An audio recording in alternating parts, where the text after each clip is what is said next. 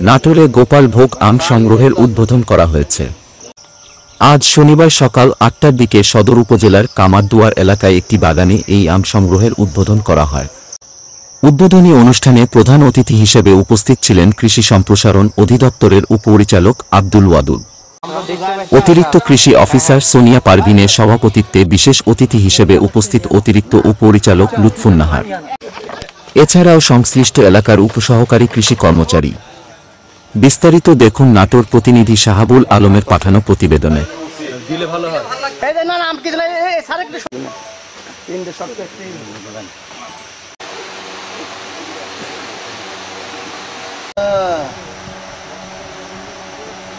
বছর ৫,৭১৮ হেক্টর জমিতে আমের আবাদ হয়েছে।